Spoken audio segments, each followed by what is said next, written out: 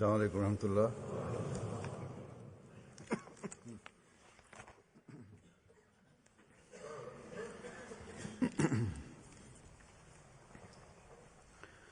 أشهد أن لا إله إلا الله وحده لا شريك له وأشهد أن محمدا عبده ورسوله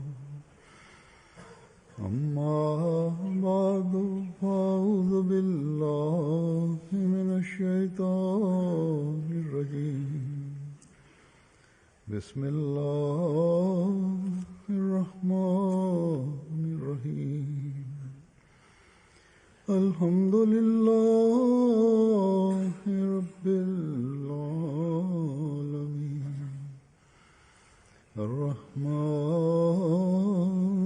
الرحيم مالك يوم الدين إياك نعبد وإياك نستعين اهدنا الصراط المستقيم صراط الذين أنعمت عليهم غير المغضوب عليهم ولا الضالين.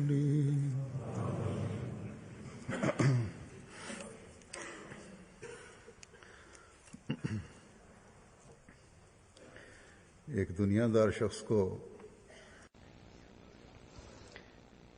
jika dikatakan kepada seorang duniawi bahwa jika timbul ketakwaan yang hakiki dalam diri seseorang, maka orang itu akan mendapatkan nikmat dunia akhirat. Maka orang duniawi tadi pasti akan mengatakan bahwa ini adalah perkara omong kosong saja, katanya. Ini orang-orang melakukan ini sengaja atas nama agama untuk mengumpulkan orang-orang supaya hadir di dekatnya. Ada benarnya juga pendapat seperti itu, bahwa pada masa ini mengatasnamakan agama, orang-orang mengatakan hal seperti demikian, dan ada keuntungan pribadi di dalamnya untuk orang tersebut. Tapi di dalam diri mereka sendiri pun tidak ada takwa sebetulnya, dan tidak juga di dalam diri orang-orang yang mengikuti orang-orang tadi, orang-orang seperti demikian itu ada takwa pada para pengikutnya maksudnya. Tapi sebaliknya dari itu, kita melihat bahwa para nabi dan jemaatnya, mereka yang berjalan di atas jalan taklim yang hakiki, mereka mengetahui takwa yang hakiki, memahami ketakwaan yang hakiki. Meskipun mereka tinggal di dunia ini, meskipun mereka sibuk juga dalam urusan duniawi, mereka tetap berjalan pada jalan takwa. Ratusan surat datang kepada saya yang di dalamnya menuliskan, mereka mengatakan bahwa Allah Ta'ala, semoga Allah Ta'ala menciptakan ketakwaan dalam diri kami ataupun anak keturunan kami. Dan ini merupakan disebabkan karena perasaan dia setelah beat dan dia memenuhi janji beat itu tadi. Jalinan dengan Allah Ta'ala, rasa takut kepada Allah Ta'ala telah membuat dia tidak peduli kepada dunia, tapi dia tetap tidak mahrum dari nikmat-nikmat duniawi. Allah Ta'ala menganugerahkan nikmat-nikmatnya juga kepada para nabi, dan Allah Ta'ala juga menganugerahkan nikmat-nikmat duniawi juga kepada para pengikut nabi itu, dan orang yang berjalan di atas pada ketakwaan. Terkadang memang kesempitan harta juga mereka alami, tapi tetap pada akhirnya mereka mendapatkan keluasan, kelapangan. Dan karena mereka biasa bersifat qanaah, merasa cukup, sehingga kesempitan harta yang mereka alami tadi tidak menjadikan mereka sesuatu yang berat bagi mereka. Dan Allah Ta'ala terus memberikan kepada orang-orang itu, meskipun sedikit, orang-orang muttaqi tetap bersyukur kepada Allah Ta'ala, meskipun sedikit yang diberikan. Karena jika timbul kebiasaan bersyukur kepada Allah Ta'ala, maka Allah Ta'ala lebih menambah karunia-Nya tadi. Dan melihat karunia-karunia itu, seorang mukmin yang hakiki akan siap untuk berkorban. Dan dia memang melakukannya. Pada masa ini, yang mengetahui secara hakiki topik ini adalah para Ahmadi. Yang di hadapan mereka nampak zaman Hadrat Muhammad Rasulullah SAW dan zaman pecinta sejati Rasulullah SAW juga, yakni Hadrat Masih Maud alaihissalam. Hadrat Muslim Maud radhiyallahu anhu dalam menjelaskan hal ini, beliau bersabda, lihatlah,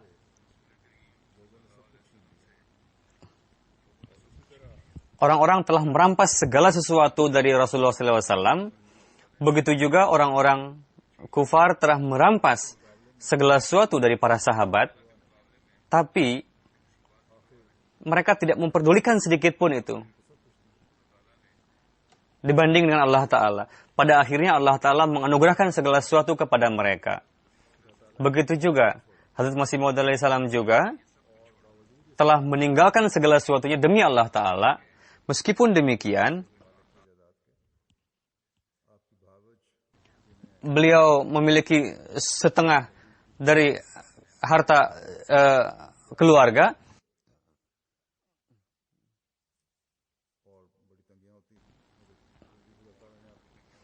Dan beliau pernah mendapatkan kesempitan harta. Tapi Allah Ta'ala pada akhirnya memberikan segala sesuatu kepada beliau. Bagaimana Hazrat Masih Maud alaihissalam di dalam syair beliau, Lufazatul mawa'idi kana ukuli wasirtul yauma mit amal ahali. Artinya adalah, ada satu masa ketika saya biasa melalui hidup dengan memakan potongan roti orang lain. Tapi Allah Ta'ala saat ini memberikan taufik kepada saya, sehingga ribuan orang bisa makan di meja makan saya. Sekarang para Ahmadi, keimanan kita para Ahmadi terus bertambah ketika kita melihat bagaimana masa awal yang dialami Masih Maud alaihissalam dan sekarang. Menarik lebih dalam lagi, Muslim Maud bersabda bahwa ketika Hazrat Masih Maud alaihissalam lahir, maka orang tua beliau berbahagia atas kelahiran beliau. Tapi ketika umur beliau menginjak usia dewasa dan beliau tidak memiliki rasa cinta kepada duniawi, lantas ayah beliau sedih melihat kondisi beliau, bahwa anak saya tidak layak untuk suatu pekerjaan apapun, katanya, duniawi maksudnya. Ada seorang Sikh mengatakan kepada seorang Sikh biasa pergi ke rumah ayah Hazrat Masih Maud alaihissalam. Suatu ketika orang Sikh tadi mengatakan kepada ayah kami berkenaan dengan Hazrat Masih Maud alaihissalam bahwa ayah beliau mengatakan kepada orang Sikh itu, tolong nasihati ini Mirza Ghulam Ahmad ini, katanya. Lalu ketika orang Sikh tadi pergi kepada Hazrat Masih Maud alaihissalam, masih muda, saat itu Huzur masih muda, dan mengatakan kepada Hadrat Mirza Ghulam Ahmad bahwa ayah Tuan sangat khawatir melihat kondisi Tuan, bahwa anak beliau yang kecil, yakni Tuan, biasa akan memakan potongan roti yang diberikan oleh kakaknya, katanya. Untuk itu bekerjalah, cari nafkahlah, biar saya carikan pekerjaan untuk Anda. ayah beliau mengatakan, jika saya mati, katanya, maka sarana untuk mendapatkan penghasilan itu akan tertutup setelah kematian saya nantinya. Hadrat Masih Maud, ketika saya pergi kepada Hadrat Mirza Ghulam Ahmad Sahib dan menyampaikan bagaimana perasaan ayah beliau kepada Hadrat Masih Maud alaihi salam, bahwa beliau sedih melihat kondisi Hadrat Masih Maud alaihi salam tidak mau bekerja mencari nafkah. Ayah beliau mengatakan, jika saya mati, apa yang akan terjadi dengan Mirza Ghulam Ahmad, katanya. Hadrat Masih Maud alaihi salam malah menjawab, kenapa Tuhan tidak percaya? Orang Sikh tadi mengatakan, kenapa Tuhan tidak percaya kepada perkataan ayah Tuhan?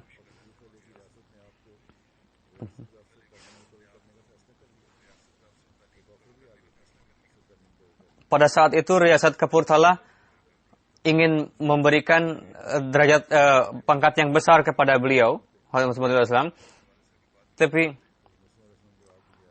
Hadrat Masih Maud alaihi salam justru malah menjawab, ayah saya memang selalu bersedih seperti itu melihat kondisi saya.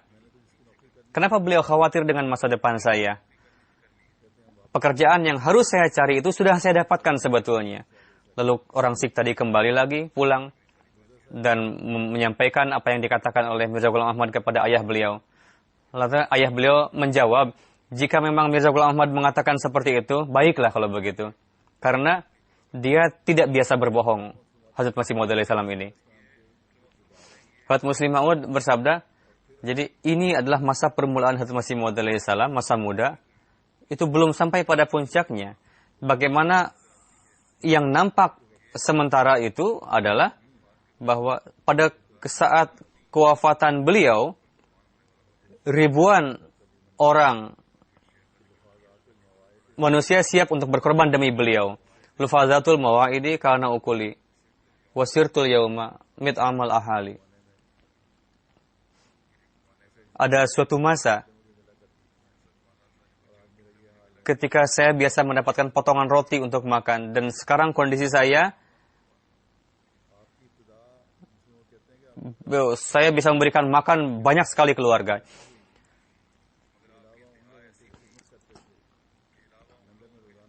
Selain dari orang, meskipun, jadi bagaimana saat ini Masih Maud alaihi salam saat itu, meskipun langgar karena beliau kecil, tapi bisa memberikan makan sekitar 250 orang dalam sehari itu, langgar karena Masih Maud alaihi salam. Memang Hadrat Masih Maud alaihi salam pun memiliki hak untuk mendapatkan harta warisan, tapi kebiasaan pada saat itu adalah orang yang bekerjalah yang biasa mencari nafkah yang akan mendapatkan harta warisan, dan orang yang tidak mau bekerja tidak akan mendapatkan harta warisan. Dalam hal ini Hadrat Masih Maud alaihi salam tidak mau mencari nafkah duniawi. Pada umumnya dikatakan bahwa orang yang tidak mau bekerja, apalagi bagian apa yang akan diberikan kepada orang seperti ini?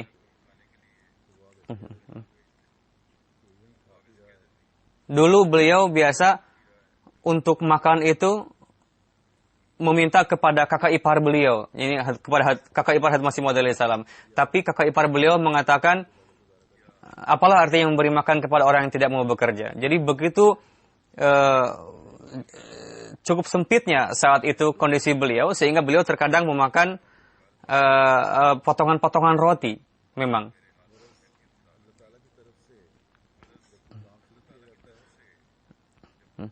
Jadi ketika ada suatu pekerjaan yang dimulai dari Allah Ta'ala, pada awalnya memang tidak dianggap apa-apa. Tapi ketika pada puncaknya, dunia akan menjadi terheran-heran melihatnya. Saat ini pun kita menyaksikan, tidak hanya di Kadian, bahkan di luar Kadian pun, di berbagai negeri di dunia ini, bagaimana langgar khanah beliau berjalan di mana-mana. Pada saat itu mungkin ada 2-3 tempat masak roti sehingga langgar khanah bisa berjalan. Tapi kita lihat pada saat ini, masa ini kita menyaksikan di langgar khanah Masih Maud alaihi salam di seluruh dunia ada mesin pembuat roti yang sangat canggih. Di Kadian juga, di Rabuah juga, di London juga. Sehingga ratusan ribu roti dalam satu saat bisa jadi. Di Jalsah UK di sini, bagaimana pengaturan pembuatan roti. Dengan karunia Allah Ta'ala sangat luas sekali pengaturannya. Saat ini saya sudah sampaikan pada Jumat yang lalu, banyak sekali para wartawan dari surat kabar datang ke sini melihat bagaimana pengaturan langgar kanah kita dan melihat bagaimana mesin pembuat roti yang kita miliki. Mereka sangat terheran-heran. Sehingga ada seorang wartawan, mereka melihat sangat menyukai mesin itu. Dia pun ingin makan roti saat itu, lalu dia makan roti, lalu dia bertanya lagi, boleh saya minta lagi roti? Seorang Ahmadi mengatakan, silakan tuan, makan sepuasnya, karena ini langgar kanah Masih Maud Islam di sini tidak kekurangan sedikit pun. Jadi bagaimana zaman pada masa itu ketika ada tamu datang kepada Hadrat Masih Maud Islam dan Masih Maud Islam memberikan langsung dari tangan beliau dan beliau sendiri kelaparan saat itu. Tapi lihat bagaimana saat ini di berbagai negeri di dunia ini ribuan orang makan di meja makan beliau di langgar kanah Masih Maud Islam. Dan ini tidaklah sampai pada, dan ini bukan puncaknya. Jemaat masih harus, langgar kanah ini masih harus menyebar di seluruh dunia ini. Dan jutaan orang, bahkan miliaran orang harus datang, harus makan di tempat makan di langgar kanah Masih Maud Islam. Begitu juga jutaan orang setelah beriman kepada beliau harus bertambah dalam ketakwaan. Saat ini para Ahmadi yang mendapatkan penghasilan, bagaimana standar pengorbanan mereka, itu pun bukan pada puncaknya, insya Allah akan terus bertambah penghasilan para Ahmadi ini. Jadi pengaturan langgar kanah ini, jika ada yang memperhatikan dan membandingkan bagaimana pada masa awal Hadrat Masih Maud Islam, ini akan menjadi tanda kebenaran Hadrat Masih Maud Islam. Bagaimana dibandingkan dengan saat itu dan saat sekarang. Ini akan menjadikan penambah keimanan. Dan jika kita melihat, jika semua pengaturan ini, untuk mengatur semua ini, timbul ruh pengorbanan dalam diri para anggota jemaat, ini pun merupakan buah daripada ketakwaan itu, yang disebabkan karena bersatu dengan Hadrat Masih Maud Islam. Dan itu timbul dalam diri kita. Semoga Allah Ta'ala menganugerahkan kepada kita semua perhatian untuk lebih meningkatkan lagi ketakwaan yang hakiki dalam diri kita. Hadrat Muslim Maud radhiyallahu anhu, bagaimana cara beliau menjelaskan berbagai segi dari riwayat hidup Hadrat Masih Maud Islam dan beberapa peristiwa lainnya. Bagaimana cara beliau menyampaikan, bagaimana cara beliau menarik kesimpulan, ini ada keistimewaan yang dimiliki oleh Hadrat Muslim Maud. Seorang manusia pada umumnya hanya bisa mengambil manfaat lezatnya suatu riwayat dan berlalu saja. Tapi bagaimana Hadrat Muslim Maud radhiyallahu anhu, beliau mengambil poin yang sangat dalam dari peristiwa itu, dan itu menjadi penyebab dalam diri kita untuk bertambahnya keimanan dan ma'rifat. Hadrat Masih Maud Islam, bagaimana cara Hadrat Masih Maud Islam makan? Ini Hadrat Muslim Maud menjelaskan bahwa Hadrat Masih Maud, bagaimana cara makan Hadrat Masih Maud Islam sangatlah aneh. Saya tidak pernah melihat orang lain makan seperti beliau. Beliau biasa memotong potongan roti, lalu sebelum membuat suapan, beliau biasa membuat potongan-potongan, lalu beliau terus mengatakan subhanallah, subhanallah dari mulut beliau. Lalu beliau mengambil potongan roti tadi, disentuhkan ke sayur, lalu dimasukkan ke mulut beliau. Dan adat beliau begitu aneh sehingga orang-orang yang melihat terheran-heran, sehingga orang-orang berpikir mungkin beliau ini sedang mencari zarah yang halal dari roti itu. Penyebabnya adalah bahwa kita tengah makan, sabda Hadrat Muhammad SAW, kita tengah makan, sedangkan di sisi lain agama Allah Ta'ala tengah menderita, mendapatkan serangan dari musuh. Seolah-olah beliau sedang mengucapkan permohonan maaf kepada Allah Ta'ala, bahwa engkau telah memberikan makanan ini, karena manusia membutuhkan makanan bagi tubuhnya. Padahal ketika agama menghadapi segala kesulitan ini adalah perbuatan yang tidak jaiz. Kita mendapatkan kenikmatan ini melihat di sisi lain agama sedang dianiaya, sedang menderita. Jadi bagaimana gejolak yang halus ini yang beliau miliki, rasa jazbat beliau, rasa gairat beliau untuk Islam dan untuk memenuhi hukum alam dari Allah Ta'ala. Jadi gairat yang beliau miliki untuk mendukung agama di tengah-tengah itu, dan ada keperluan sebagai manusiawi karena memang perlu makan. Di tengah-tengah itu ada suatu pertengkaran, perkelahian antara membela agama dan makan untuk keperluan tubuh beliau. Sebenarnya beliau condong untuk membela agama, untuk membela Islam. Jadi ini adalah suri teladan Hadrat Masih Maud alaihissalam menekankan kepada kita bahwa ketika kita menggunakan nikmat Allah Ta'ala ini, maka bersyukurlah, bertasbihlah, dan bersamaan dengan itu rasakanlah juga rasa sakit yang dialami oleh agama Islam saat ini. Berupayalah supaya bagaimana kita mengambil bagian dalam penyebaran agama Islam ini. Lalu bagaimana dari cara beliau makan itu, yang beliau lakukan itu, cara makan itu, berkenaan dengan topik tasbih, penjelasan yang lebih dari berkenaan dengan ini. Yusabbihu lillahi ma fis samawati wa ma fil ard.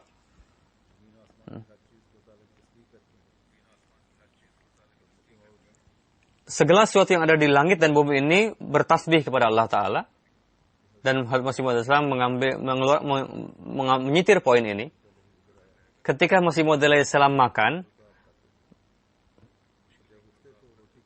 beliau sulit memakan satu potongan roti.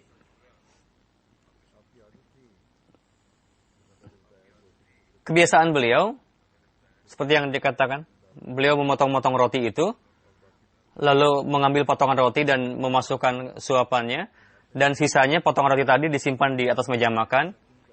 Saya tidak tahu, katanya, kenapa Hadrat Masih Maud melakukan seperti itu. Tapi ada beberapa sahabat yang mengatakan bahwa Hadrat Masih Maud mencari-cari sebetulnya bahwa di antara potongan roti itu yang mana yang roti-roti yang bertasbih dan mana yang tidak. Jadi mendengarkan hal-hal seperti itu saya tidak ingat, tapi saya ingat bahwa orang-orang selalu mengatakan itu alasannya. Jadi Allah Ta'ala berfirman, Yusabbihu lillahi ma fis samawati wa ma fil ard. Di antara ada suara tasbih dari antara langit dan bumi. Kenapa Allah Ta'ala berfirman seperti itu? Bahwa segala sesuatu yang ada di langit dan bumi ini bertasbih. Ketika kita tidak bisa mendengar suara tasbih itu, dan sesuatu yang kita tidak bisa dengar suaranya, tidak perlu lagi kita menjelaskannya karena kita tidak bisa mendengarkannya. Karena itu, apa maksud Allah Ta'ala memberitahukan hal ini? Apakah dalam Quran Karim ada tertulis bahwa di surga itu, misalnya namanya Abdul Rashid, dia duduk selama 10.000 tahun yang lalu sampai saat ini, karena tidak ada faedah dijelaskan kepada kita. Karena itu Allah Ta'ala tidak menjelaskan hal seperti itu kepada kita. Tapi ketika Allah Ta'ala berfirman bahwa Yusabbihu lillahi ma fis samawati wa ma fil ard, bahwa segala sesuatu yang ada di langit dan bumi itu bertasbih, maksudnya bisa saja bahwa wahai manusia, dengarkanlah tasbih ini. Ketika kita mengatakan bahwa bulan terbit, maksudnya adalah orang-orang datang dan lihatlah. Ketika kita mengatakan si orang ini sedang bernyanyi, maksudnya adalah ayolah kita dengarkan lagunya, katanya. Begitu juga ketika Allah Ta'ala mengatakan Yusabbihu lillahi ma fis samawati wa ma fil ard, bahwa apa yang segala sesuatu yang ada di langit dan bumi bertasbih, maksudnya adalah dengarkanlah tasbih itu. Dari itu diketahui bahwa tasbih itu adalah tasbih yang bisa kita dengar, yakni mendengar merupakan derajat yang rendah dan mendengar derajat yang tinggi. Derajat yang tinggi bisa dirasakan oleh orang-orang yang memiliki telinga dan mata. Karena itu dikatakan kepada seorang mukmin ketika memulai makan, maka bacalah Bismillahirrahmanirrahim.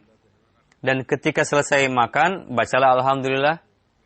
Ketika memakai baju atau ketika melihat pemandangan, sesuai dengan itu tasbihlah, bacalah tasbih. Seolah-olah maksud dari tasbih seorang mukmin itu adalah membenarkan tasbih benda-benda itu. Yaitu tasbih bagi pakaian itu, tasbih bagi pakaian, dan tasbih bagi barang-barang yang lainnya. Jadi ketika manusia makan dan dia membaca bismillah, dan selesai makan membaca alhamdulillah, ketika memakai baju, segala sesuatu ini yang dilakukan oleh manusia pada dasarnya adalah inilah tasbih yang berasal dari benda, segala sesuatu benda itu, pakaian, makanan, dan sebagainya. Jadi tasbih ini berasal dari barang benda-benda tadi sebetulnya. Jadi masing-masing bersabda, berapalah yang mengamalkan hal itu, yang siang malam makan, minum, dan melewati pegunungan, melewati sungai-sungai, melihat pohon-pohon, melihat sawah-sawah, mendengarkan suara kicauan burung, tapi apa pengaruhnya, dampak di dalam diri mereka? Apakah di dalam diri mereka orang-orang itu timbul tasbih? Jika tidak timbul tasbih, maka maksudnya adalah orang-orang itu tidak mendengar tasbih benda-benda tadi sebetulnya.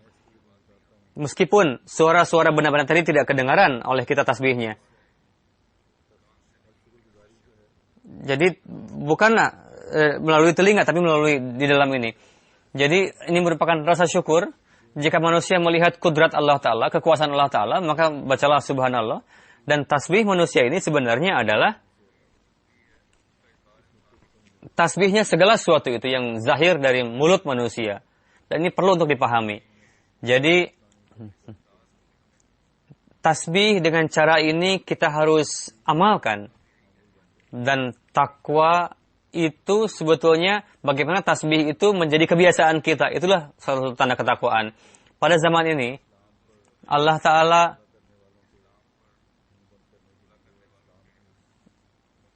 untuk membungkam para penentang Islam yang akan menyerang Islam, Hadrat Masih Maud Islam diutus ke dunia ini salah satunya. Berkenaan hal itu, Hadrat Muslim Maud menjelaskan satu riwayat. Suatu ketika Hadrat Masih Maud alaihissalam tengah terduduk di masjid. Ada seorang Kristen datang. Dia mengatakan, Tuhan mengatakan bahwa bahasa Al-Quran itu adalah Ummul Alsinah, ibu dari segala bahasa. Padahal Max Muller menulis mengatakan bahwa bahasa yang Ummul Alsinah adalah singkat sebetulnya bahasa itu. Lalu orang-orang mulai meluaskannya. Hadrat Masih Maud alaihissalam bersabda, saya tidak percaya kepada formula Max Muller itu. Tapi untuk mempersempit perdebatan ini, dialog ini, kita anggap saja kita percaya pada formula Max Muller itu. Anggap saja kita percaya. Dan lihatlah bahasa Arab. Apakah syarat tadi bahwa bahasa itu adalah singkat? Kita lihat apakah bahasa Inggris lebih unggul daripada bahasa Arab. Hadrat Masih Maud alaihissalam memang tidak mengetahui bahasa Inggris, tapi beliau bersabda, sekarang coba Tuhan jawab, di dalam bahasa Inggris, apa artinya air saya? Beliau mengatakan, my water. Lalu beliau bersabda, di dalam bahasa Arab dikatakan, itu adalah ma'i. Sekarang Tuhan jawab, ma'i atau my water, coba panjang mana katanya? Lebih singkat yang mana? Meskipun Masih Maud tidak paham bahasa Inggris, tapi bagaimana Allah Ta'ala melalui lidah beliau, melalui mulut beliau, mengeluarkan satu poin sehingga membuat orang itu malu tadinya. Dan dia bungkam akhirnya, tidak bisa menjawabnya. Lalu memang dia jawab, kalau begitu memang bahasa Arab lebih singkat katanya. Jadi inilah sebetulnya kondisi Quran Karim. Allah Ta'ala berjanji kepada Rasulullah SAW bahwa Allah Ta'ala akan menyelamatkan Rasulullah SAW dari serangan musuh. Jadi, orang-orang akan memberikan pengikut yang mencintai Al-Quran Karim dan menafsirkan Al-Quran Karim.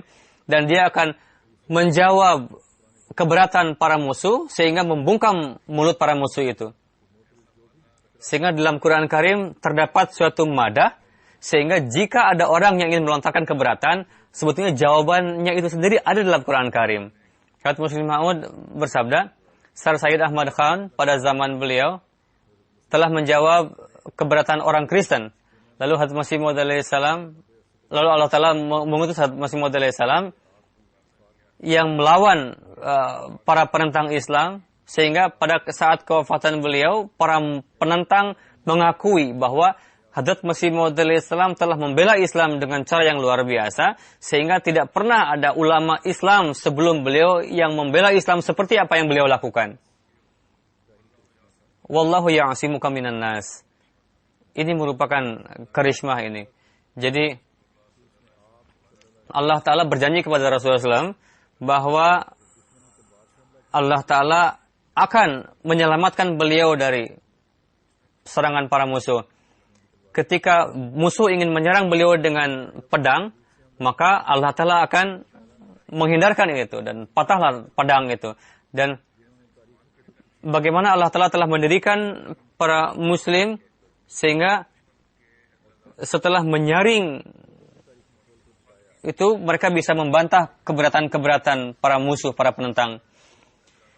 Jadi keberatan yang dilontarkan kepada Islam justru malah berbalik kepada agama mereka masing-masing. Bagaimana bagian yang berkaitan dengan Quran Karim dan hadis, Hadrat Masih Maud alaihissalam telah membersihkannya, keberatan-keberatan itu. Jadi pada hari ini pun orang yang melontarkan keberatan kepada Islam, bagaimana ilmu kalam Hadrat Masih Maud alaihissalam, kita dapat membungkam keberatan yang dilontarkan oleh para penentang itu. Dan kita harus memberikan perhatian akan hal ini. Allah Ta'ala dalam mendukung agamanya memperlihatkan banyak sekali tanda-tanda dan memberitahukan dalil-dalilnya. Terkadang sebagian orang yang memiliki hobi untuk mencari ilmu membuka dada, Allah Ta'ala membuka dada orang-orang seperti itu. Dan ada juga orang-orang yang meskipun mereka memiliki ilmu yang sedikit, tapi ingin menjadi ulama sehingga dia menjadi sok tahu dalam berbicara dan akhirnya justru menjadi berbalik juga kepada dia. Hazrat Muslim Maud pernah bersabda, orang-orang mulai memasuk-masukkan hal-hal baru dalam agama, mereka pun tidak merasa bahwa ini merupakan hal-hal yang memalukan. Hazrat Masih Maud, pada zaman Hazrat Masih Maud alaihissalam, ada seorang teman, kawan, dia orang Betala dan menjadi Ahmadi di kemudian hari. Dia seorang Ahmadi yang mukhlis. Hazrat Masih Maud alaihissalam menjelaskan suatu masalah bahwa bahasa Arab merupakan ibu dari segala bahasa, Ummul Alsinah. Orang itu dia mengambil poin itu dan sibuk untuk itu. Dia sebenarnya tidak punya banyak ilmu.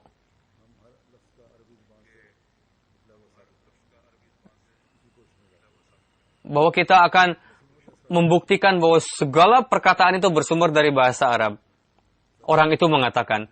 Karena Hadrat Masih Maud adalah mengetahui lugat bahasa Arab, itu kamus, saraf nahu, bahasa-bahasa Arab. Jadi apapun permasalahan yang beliau keluarkan itu berdasarkan ilmu. Ketika beliau mengatakan itu, bahwa segala sesuatu ada dalam Quran Karim. Maksud beliau bukanlah bahwa di dalam Quran Karim ada pekerjaan tukang kayu, bagaimana cara bekerja tukang kayu.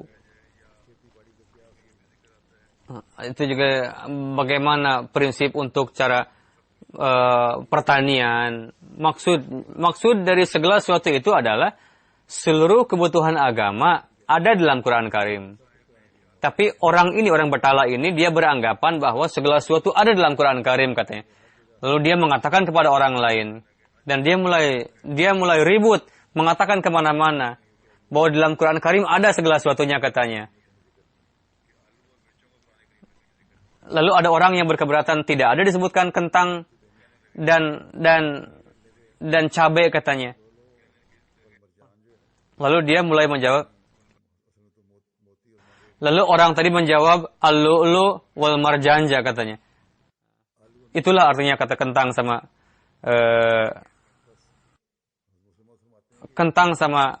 dan cabai katanya. Jadi di satu sisi orang itu gelap sehingga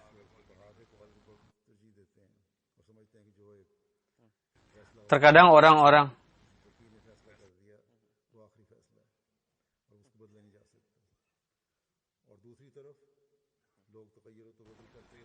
di satu sisi, di sisi lain orang-orang mulai merubah-rubah dan dia mulai kegelapan sehingga saya teringat di Faisalabad ada seorang maulwi sahib sedang berceramah. Dia menjelaskan tafsir Qul Huwallahu Ahad. Dalam Quran Karim katanya maksudnya Qul Huwallahu adalah bahwa orang Ahmadi itu kafir katanya. Bagaimana tidak nyambung? Jadi orang-orang ini kesana kemari ekstrim, berlebihan katanya. Padahal sebetulnya yang sebenarnya adalah pertengahan.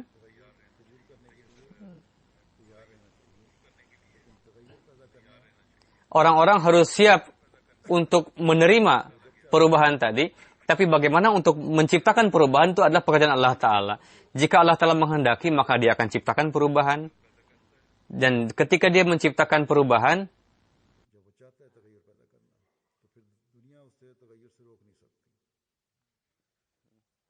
dunia tidak bisa menghentikan perubahan yang diberikan oleh Allah Ta'ala itu, yang diciptakan oleh Allah Ta'ala itu. Dan beberapa pemikiran orang-orang yang keliru, Hazrat Masih Maud menjelaskan bahwa pada zaman Hazrat Masih Maud ada orang yang datang ke Qadian. Dia mengatakan jika Mirza Sahib dikatakan bahwa Tuhan itu adalah Ibrahim, Nuh, Tuhan adalah Musa, Isa, Muhammad sallallahu alaihi wasallam, Allah Ta'ala pun mengatakan kepada saya bahwa saya adalah Muhammad katanya.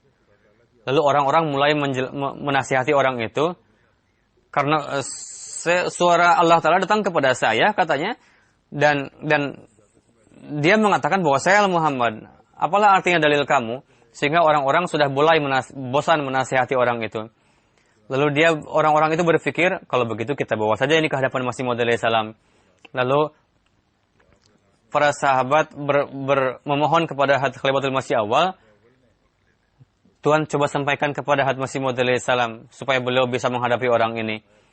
Lalu Hadrat Khalifatul Masih Awal memohon kepada Hadrat Masih Maud alaihi salam. Lalu beliau alaihi salam bersabda, "Oke, panggil orang itu kemari." Allah Ta'ala setiap saat mengatakan kepada saya bahwa saya Muhammad, kata orang itu. Beliau bersabda, Allah Ta'ala tidak mengatakan kepada saya, kepada Masih Maud bahwa saya adalah Ibrahim, Musa, Isa. Tapi ketika Allah Ta'ala mengatakan kepada saya bahwa kamu adalah Isa, maka Allah Ta'ala memberikan sifat Isa. Ketika Allah Ta'ala mengatakan kepada saya bahwa kamu adalah Musa, maka Allah Ta'ala memberikan tanda-tanda Musa kepada saya. Jika Allah Ta'ala setiap saat mengatakan kepada Anda bahwa Tuhan adalah Muhammad, apakah ma'rifat-ma'rifat Quran Karim diberikan kepada Tuhan atau tidak? Allah Ta'ala tidak memberikan apa-apa kepada saya, katanya. Orang itu menjawab. Beliau bersabda, inilah perbedaan antara yang benar, yang pendusta. Jika secara benar dia menjadikan dia sebagai tamu, maka dia akan memberikan makan kepada tamu itu. Tapi jika dia tidak menganggap dia tamu, maka tidak akan diberikan. Allah Ta'ala tidak pernah bergurau. Setan biasanya bergurau. Jika Tuhan dikatakan Muhammad, maka dan Tuhan tidak diberikan ma'rifat Al-Quran Karim, maka yang mengatakan seperti itu adalah setan, bukan Tuhan. Jika Tuhan mengatakan, maka sesuai dengan itu, Allah Ta'ala sendiri akan memberikan yang dikatakan itu di hadapan orang itu. Jika barang itu tidak diberikan di hadapan Tuhan, maka yakinlah bahwa orang yang mengatakan kepada Tuhan bahwa Tuhan Muhammad bukan Allah Ta'ala, melainkan syaitan. Dan hakikatnya adalah Allah Ta'ala ialah yang menciptakan tagayyur, perubahan. Terkadang disebabkan karena mimpi timbul kesalahpahaman. Dan mulai mendakwakan yang besar-besar. Pada sebenarnya dia adalah terpengaruh oleh syaitan. Allah Ta'ala ketika memberikan kepada seseorang, dia pun memperlihatkan kilauannya. Dia menzahirkan dukungannya kepada orang itu. Menzahirkan tanda-tandanya. Kesaksian perbuatan Allah Ta'ala menyertai orang itu. Jadi, inilah yang kita lihat di dalam diri Hadrat Masih Maud alaihissalam. Dan inilah nubuatan beliau, Darbara Muslim Maud. Berkenaan dengan Muslim Maud, itu tergenapi dalam diri Hadrat Muslim Maud radhiyallahu anhu.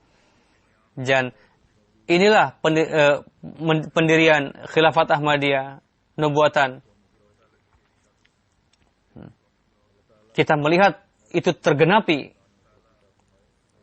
Semoga Allah Ta'ala memberikan peningkatan dalam keimanan dan kerohanian para Ahmadi. Amin. Setelah salat Jumat ini saya akan memimpin salat jenazah gaib.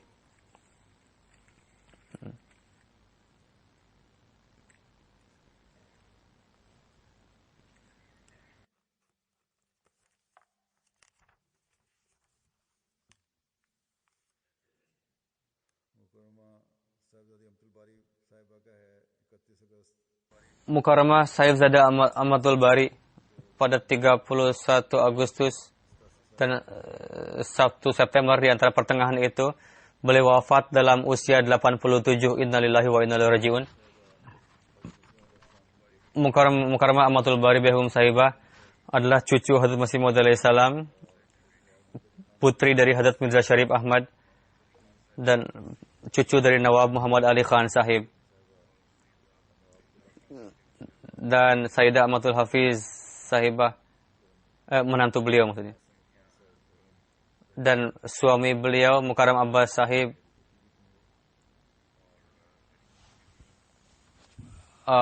adalah paman saya. Dan beliau lahir di Kadian. Pada tahun 29 Desember 44 beliau nikah dengan Mia Abbas Khan. Hazrat Khalifatul Masih Tsani pada hari sebelum memulai khutbah Jum'ah, beliau mengumumkan nikah, dan saya ingin mengumumkan beberapa pernikahan, dan saya berkali-kali pernah menyampaikan bahwa saya bisa menikahkan orang-orang, ya ini orang-orang yang ini kerabat saya, atau orang-orang yang memiliki ikatan yang kuat dengan saya, atau para wakaf zindagi.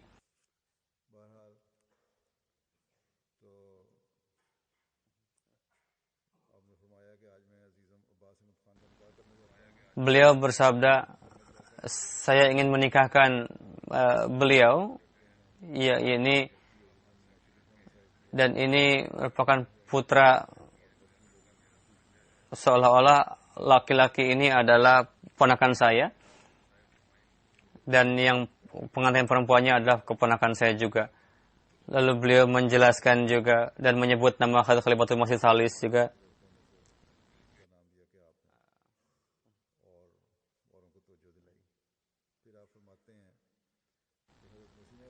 Lalu beliau bersabda di dalam khutbah nikah itu bahwa Hadrat Masih Maud alaihissalam 70 tahun yang lalu beliau menyebarkan ilham tara naslan ba'ida.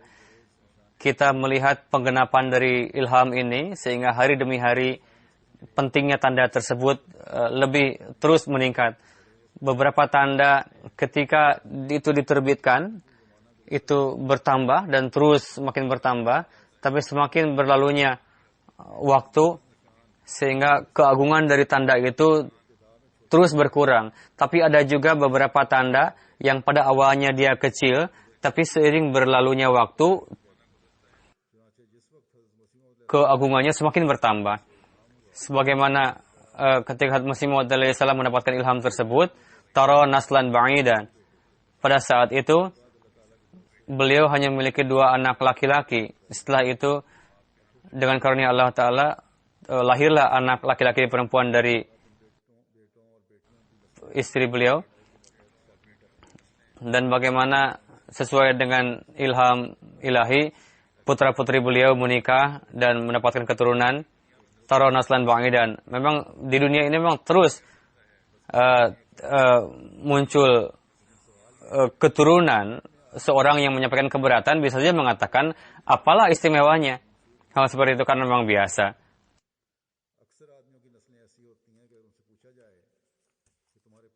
Kebanyakan keturunan orang-orang ketika ditanyakan siapa nama kakek kamu, dia tidak tahu nama kakeknya, uyutnya. Tapi Taro Naslan Ba'idan mengatakan bahwa keturunan Hazrat Masih Maud alaihissalam akan terus dinisbahkan kepada beliau alaihissalam, dan orang dengan mengangkat telunjuk akan mengatakan bahwa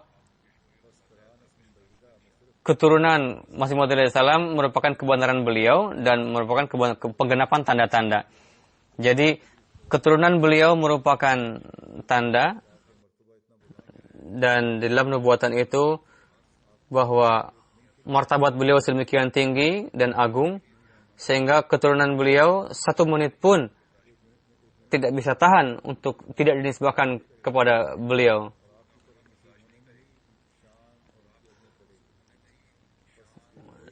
Dan dengan menisbahkan kepada beliau itu akan keagungan itu akan bertambah. Jadi Hazrat Masih Maud hari demi hari keturunan beliau akan terus bertambah, dan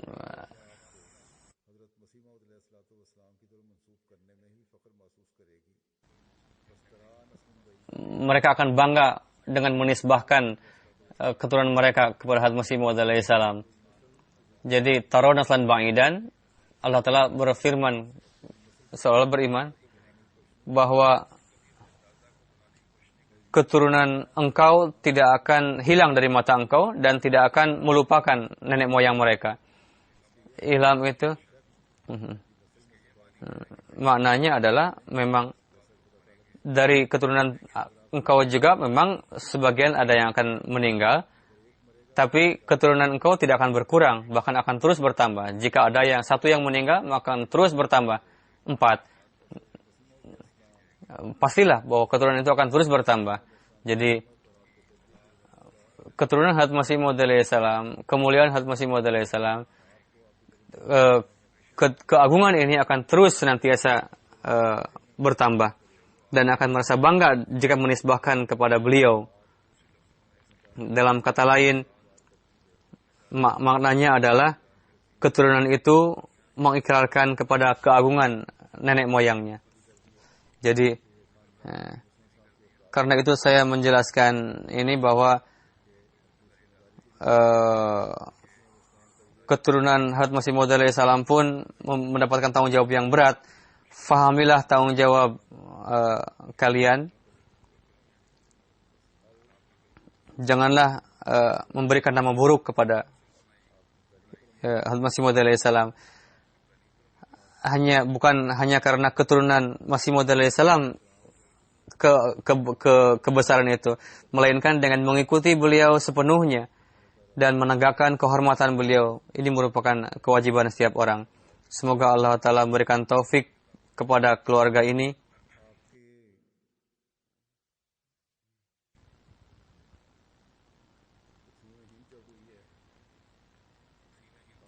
Setelah perpisahan India-Pakistan,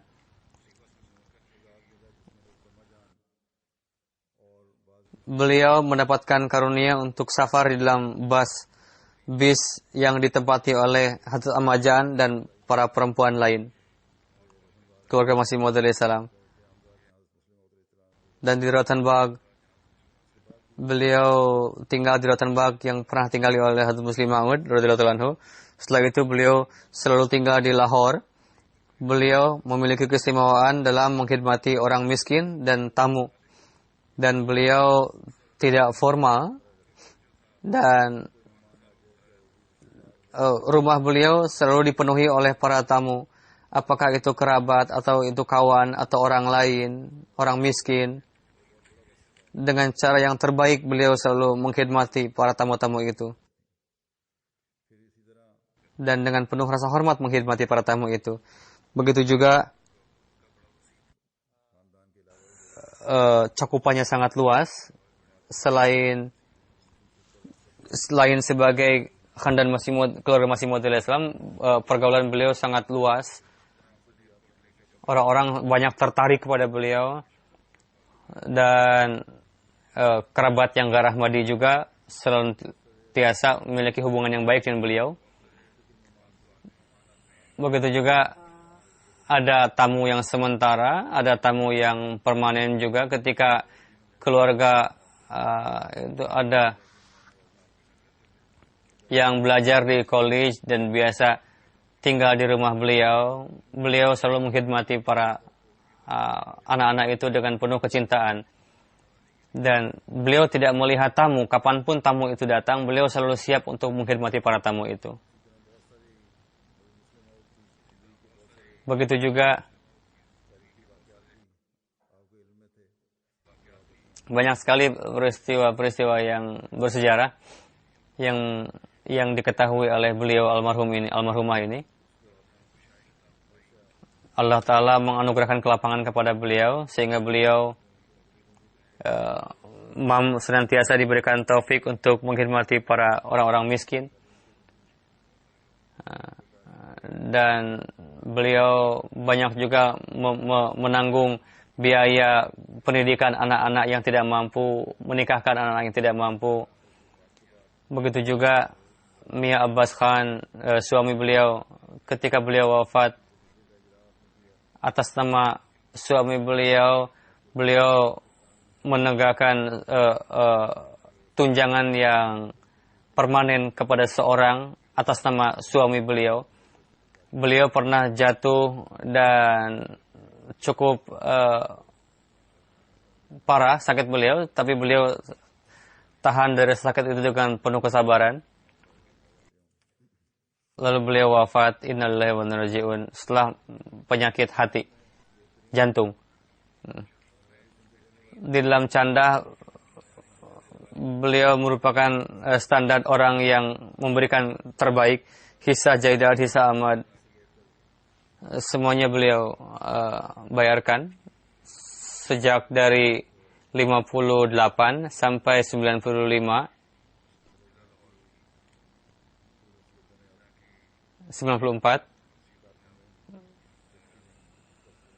beliau menjabat sebagai pejabat lajnah, atau beliau sebagai General Secretary juga di Lahore, lajnah.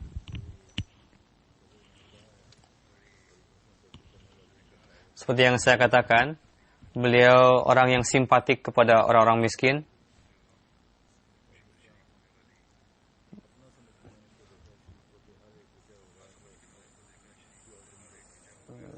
Orang gair, beliau tidak memperhitungkan siapa yang, meskipun orang gair ataupun Ahmadi ataupun kerabat, beliau perlakukan sama.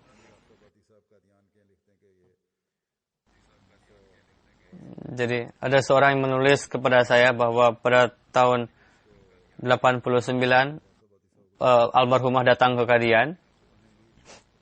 Munir Hafizah Abadi mendapatkan taufik untuk mengkhidmati beliau. Beliau diberikan potongan sorban Hazrat Masih Maud alaihi salam. Begitu juga orang-orang pada saat biat internasional, saya memakai pakaian yang berbeda-beda. Saya tidak memakai baju yang hijau. Jas ini adalah dikirim oleh beliau almarhumah. Ini adalah quote milik Hazrat Masih Maud alaihi salam, dan ini ada di Hazrat Mirza Sharif Ahmad. Dan beliau yang memberikan quote itu kepada saya, jubah yang dipakai oleh Hazrat Masih Maud alaihi salam. Dari sisi ini pun, dan jalinan dengan khilafat, bagaimana luar biasa, dan beliau sangat menghormati khalifah. Beliau selalu menelepon saya, dan beliau selalu berfikir supaya Allah Ta'ala diberikan taufik untuk senantiasa berjalan pada jalan kebenaran. Semoga anak-anak keturunan beliau menjadi orang yang menurunkan segala kebaikan beliau. Amin.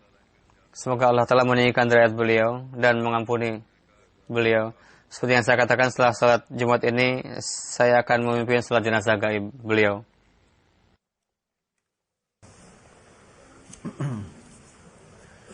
Alhamdulillah, nahmaduhu wa nasta'inuhu wa nastaghfiruhu wa nu'minu bihi wa natawakkalu alayhi wa na'udzu billahi min shururi anfusina wa min sayyiati a'malina. من يهده الله فلا مضل له ومن يضلل فلا هادي له ونشهد أن لا إله إلا الله ونشهد أن محمدا عبده ورسوله. عباد الله رحمكم الله، إن الله يأمر بالعدل والإحسان وإيتاء ذي القربى وينهى عن الفحشاء والمنكر والبغي يعظكم لعلكم تذكرون. اذكروا الله يذكركم وادعوه يستجب لكم ولذكر الله أكبر.